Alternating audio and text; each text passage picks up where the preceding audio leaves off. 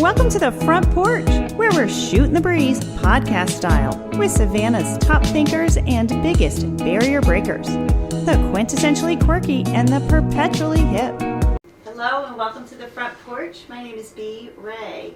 I'm with the Creative Coast and we're here at the Creators Foundry, chatting it up podcast style with Timothy King. Hey, how are you? Doing well, and yourself? Super. So happy to see you. Thank you for inviting me. Of course. And you're with For Heart's Sake. That's correct. Tell me about that. Okay, well, we are working really hard. That's the first thing I want to say. Yeah, good. So we are working to really improve equality in the areas of education, health, and safety, simply by providing insight and development to other nonprofit organizations. So we started in 2012, and we really tried to take a deep look at the landscape and see who was working on what problems. I'm actually from Savannah, by the way, born and raised in East Savannah. I graduated, went to Howard, studied finance, and from that time I was working in healthcare.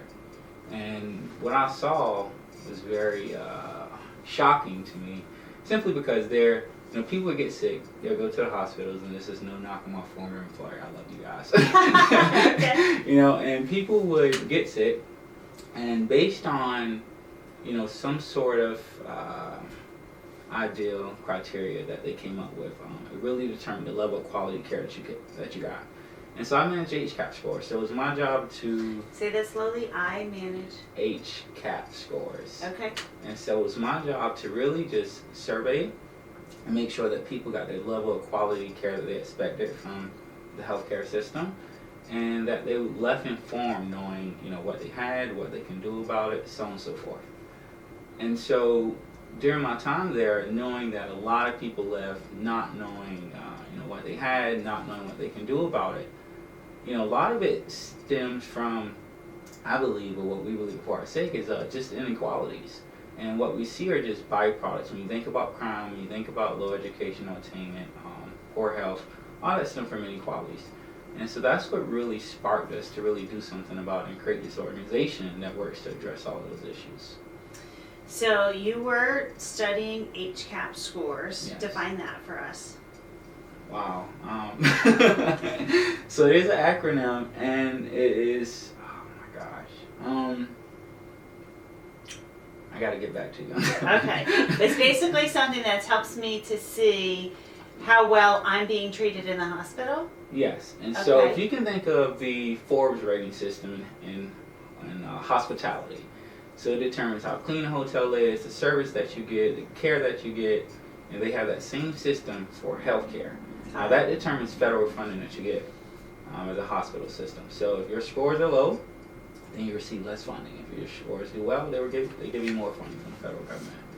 Great. And you realize that there's an inequality. A certain part of our population is not getting the same kind of healthcare score as another part of the population.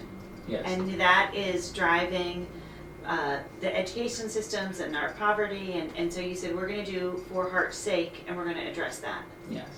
And you helped create For Heart's Sake? Yes, I'm actually the founder of it. Way to go.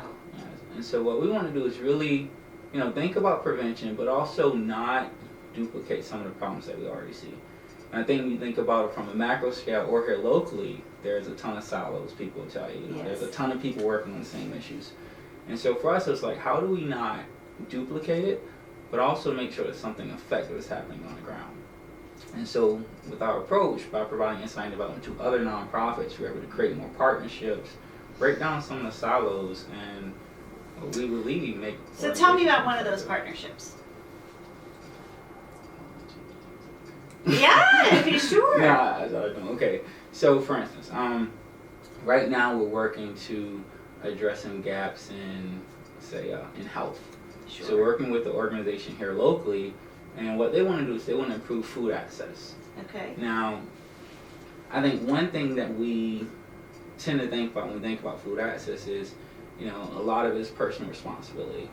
And what we try to help people realize is that, yes, it is personal responsibility, but what we also have to take into account is that the options people have to choose from.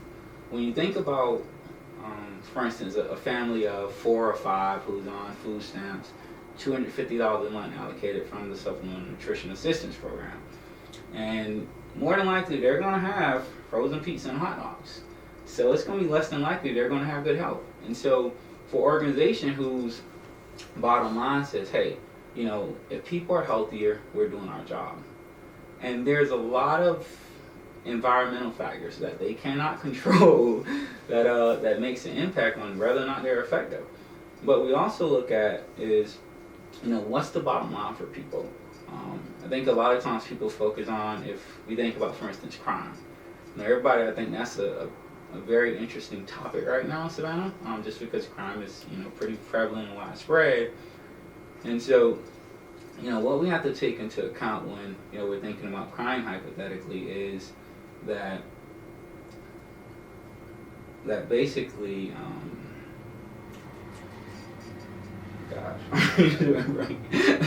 that, when we're thinking about crime, one thing we have to look at is, what, you don't solve crime by focusing on it. And so, with my background in finance, that's one thing we were kind of always taught. It's like, by looking at the bottom line doesn't improve it. It's some of those day-to-day operations that you really have to place a greater emphasis on that can help improve or, basically reduce the gaps that you see on the bottom line. So if we said, hey, 100 people are getting killed per 100,000 capita in Savannah, hypothetically, putting more police on the street, we don't believe that's going to solve the problem.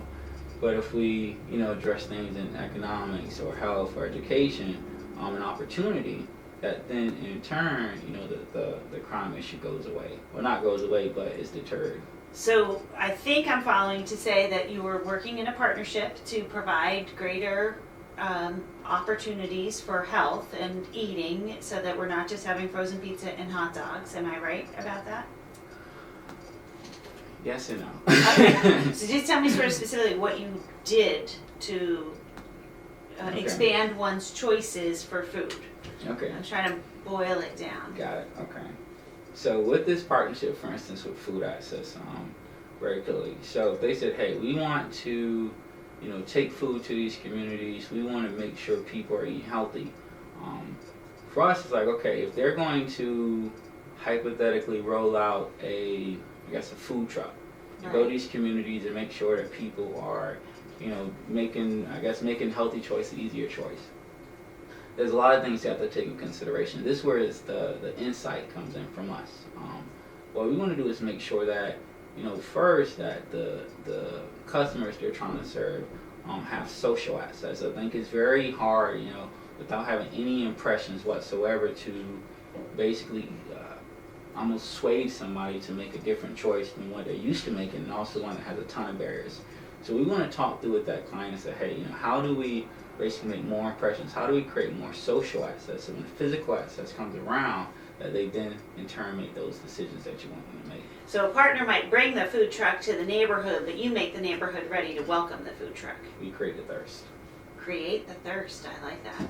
And then I think you were heading towards that welcome, that new confidence, that greater health can have endless impacts, including deterring crime. Yes, I don't want to be putting words in your No. mouth. I just want to be following. Yeah. Okay. Yeah, so when those inequalities are addressed, whether it's health, education, or safety, then a lot of the byproducts that we see that we call are, the biggest problems of the 21st century are then are reduced in some capacity. Wow. Well, Timothy, those are some pretty big challenges. What are some surprising things that have happened in the 2 years since, I guess it's been almost 3 years since you founded? Sorry about that. I think a lot of it has just been really showing people that, as cliche as it sounds, that change is actually possible here. We've been able to create a lot of partnerships, a lot of uncommon partnerships to address issues that have been, what I like to believe, pretty consistent and aggressive for a very long time. So one project we did, and we had a ton of partners on this, was School Garden Greenhouse Project. And a lot of the partners were uncommon, but when we think about creating partnerships, we want to think about what is the one thing that a person can provide that's not an inconvenience for that person. Because we think that people innately want to do good, but sometimes they don't know how to plug in, they don't know how to make an impact. And so we want to create spaces for all those things to happen. So one simple thing we did was went to a lumber company here in Savannah, and they provide us with old pallets. From that pallets, we got all the wood to build the greenhouses. From a lot of companies who drink water, they promote drinking water in the workplace. We got all those bottles, we recycle those bottles, and we actually use those to build the walls of the greenhouse. And so it's just a lot of it. It's just, okay, what are the things that people kind of have that can be very resourceful, that can really change the social climate of the city if they just, knew that it could be used for good. And so it's been going well. We have another project coming up pretty soon that we'll be doing on the college campus here called Food with Benefits. And so what we want to do is really reshape the way people think about health literacy. And a lot of times we do surveys in the community to really get an understanding of just like the climate. And a lot of times people know what they should be doing, but aren't really motivated to do it. And so we're trying to sway more of the health literacy focus that's been placed in Savannah more towards behavior modification. We think with health promotion and behavior modification, we can really see the pendulum change from unhealthy to healthy. So it's a project we're working on. So in the next 3 months, you'll hear more about it. That is wonderful. Well, Timothy King, for Heart's sake, thank you for all the work you do in making Savannah awesome. Thank you. Thanks for having me.